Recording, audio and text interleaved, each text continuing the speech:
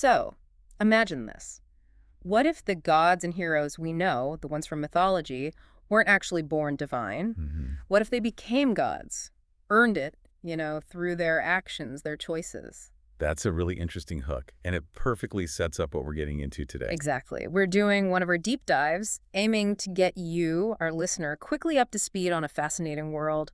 We've gone through the source materials. Which, for today, are excerpts from all three books in Amish Tripathi's Shiva Trilogy. So, Immortals of Meluha, The Secret of the Nagas, and The Oath of the Vaiputras. Right. And our mission really is to give you that high-level view, the big picture. Think of it as the essential briefing. We'll touch on the scope, the key players, the main conflicts, just enough to set the stage. Yeah, because honestly, even in this overview, there are some real aha moments, some surprising takes on familiar figures. The core idea is, well, it's quite radical. Reimagines Lord Shiva, not as a god from the start, but as a man whose karma, his actions, eventually lead him to be revered as a god. And the way mythology gets blended with maybe historical fiction elements, it creates this really unique setting. Absolutely. And just to be clear, this session is the overview. We'll unpack each book in much more detail in our next discussions. Okay, let's jump into book one then. Immortals of Meluha. Where does it start? It starts with Shiva, who's a Tibetan chieftain arriving in this almost mythical land, Meluha. And right away, there's a problem. His tribe is falling sick. And Meluha itself, what's it like? Oh, it's painted as this near-perfect society. Highly advanced, very structured, deeply devoted to Lord Ram. They have this social They system. mean the caste system. Yes, that's part of it. And also this concept called vikarma. It's complex. It relates to consequences for actions, potentially from past lives, impacting your social standing. The book's presented as part of their society, without really taking a stance on it itself. Gotcha. And then comes a big prophecy moment, right? The Yeah. Neelkanth. Exactly. There's this prophecy about a savior, the Neelkanth, literally the blue-throated one, who will rescue Meluha.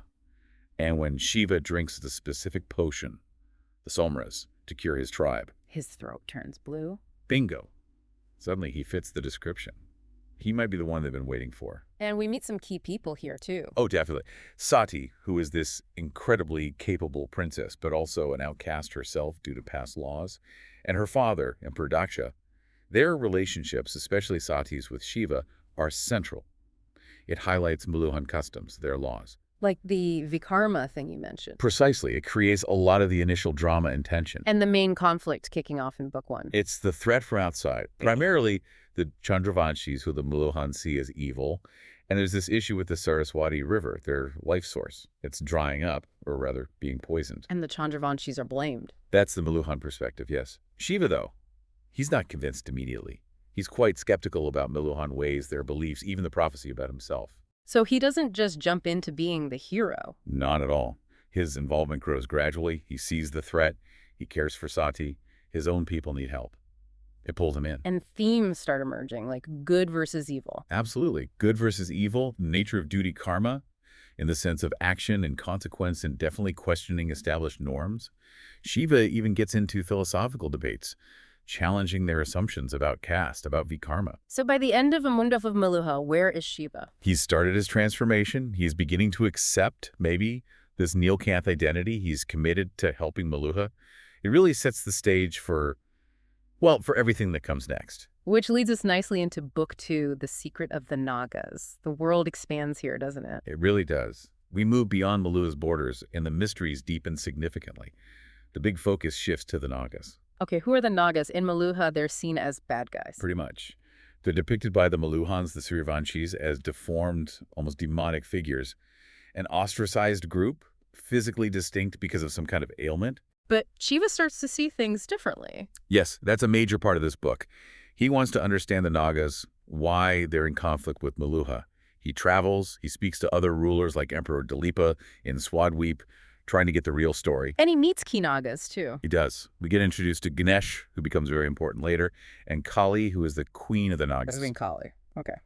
And their relationship with Shiva isn't friendly at first? No, definitely not. There's this big misunderstanding involving the supposed death of a Meluhan scientist, Braspati, which makes them initially hostile towards Shiva. So the political map gets more complicated. Much more. You have Meluha, Swadweep, and now another kingdom, Branga, comes into play.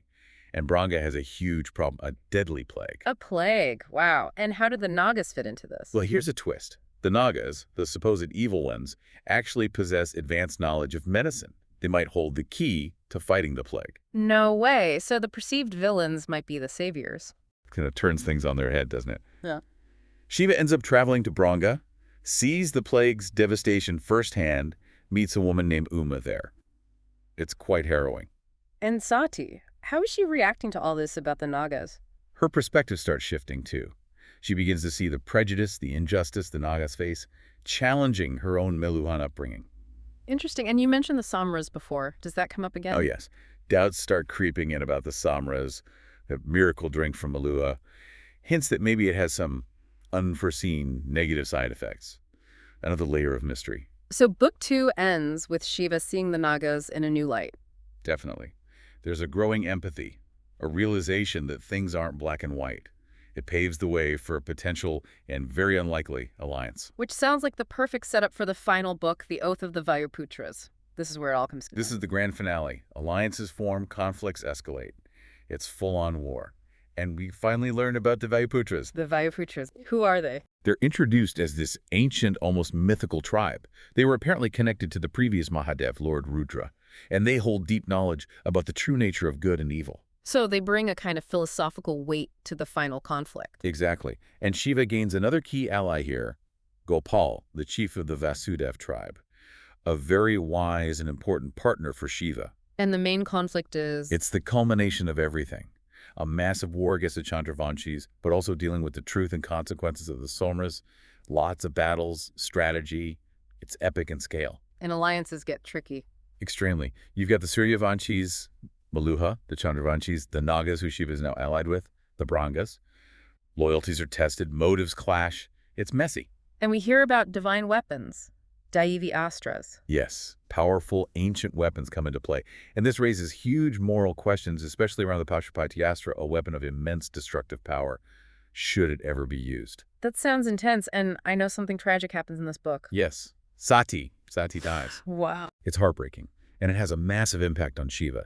It fuels his rage, pushes him toward potentially using those devastating weapons. Yeah. It's a real turning point for his character. So the personal loss fuels the larger conflict. Absolutely. The climax involves not just battles, but also a kind of philosophical showdown, a great debate about the paths taken.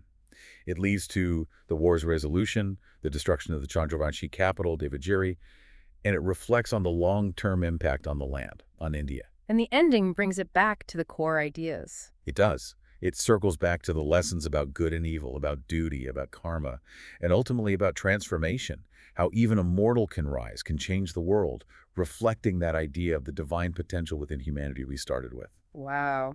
Okay, so that's the whirlwind tour. Shiva arrives, finds a complex society, uncovers secrets about supposed enemies like the Nagas, and finally leads a massive war that reshapes everything. Exactly. And like we said, this was the high-level flyover, just enough to give you that foundational understanding of the trilogy's arc.